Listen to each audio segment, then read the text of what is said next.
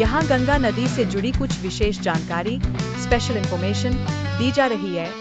एक पौराणिक महत्व, गंगा को स्वर्ग से धरती पर लाने का श्रेय राजा भागीरथ को दिया जाता है। इसे पापों का नाश करने वाली नदी माना गया है। गंगा स्नान को धार्मिक रूप से बेहद पवित्र माना जाता है।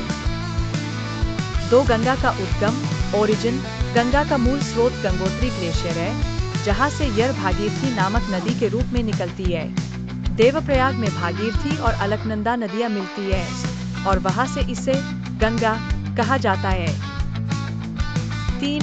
लंबाई और विस्तार। गंगा नदी की कुल लंबाई लगभग 2525 किलोमीटर है।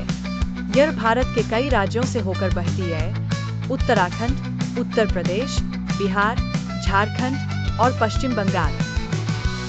4. Ganga dolphin, gangetic dolphin. Ganga नदी में गंगा डॉल्फिन पाई जाती है, जो भारत की राष्ट्रीय जलीय जीव है। यह एक दुर्लभ और संकटग्रस्त प्रजाति है। 5. गंगा आरती। हरिद्वार, वाराणसी और प्रयागराज में गंगा आरती बहुत प्रसिद्ध है। हर शाम सैकड़ों लोग गंगा के किनारे दीप जलाकर आरती में भाग लेते हैं। 6. पर्यावरणीय स्थिति। गंगा नदी प्रदूषण की गंभीर समस्या से जूझ रही है। इसे स्वच्छ करने के लिए भारत सरकार ने नमामि गंगे मिशन की शुरुआत की है। 7. संस्कृति और त्योहार। गंगा दशहरा, मकर संक्रांति, कुंभ मेला जैसे पर्वों पर लाखों श्रद्धालु गंगा में स्नान करते हैं। 8. गंगा और कुंभ मेला। कुंभ मेला दुनिया का सबसे बड़ा धार्मिक मेला है, जो गंगा, यमुना और सरस्वती के संगम पर प्रयागराज में होता है। लाखों लोग इसमें पवित्र गंगा स्नान के लिए इकट्ठा होते हैं।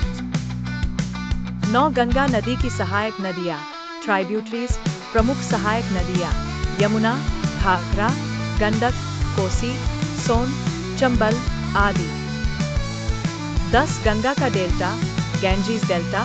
गंगा और ब्रह्मपुत्र नदियाँ मिलकर सुंदरबन डेल्टा बनाती है, जो दुनिया का सबसे बड़ा नदी डेल्टा है। यह क्षेत्र रॉयल बंगाल टाइगर और मैंग्रोव वनों के लिए प्रसिद्ध है।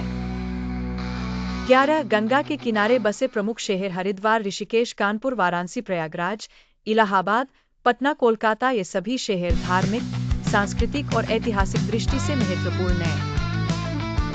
12. गंगा का धार्मिक महत्व। हिंदू मान्यता के अनुसार गंगा जल को अमृत की तरह पवित्र माना जाता है। मृत्यु के बाद व्यक्ति की राख गंगा में प्रवाहित करने से मोक्ष मिलने की मान्यता है।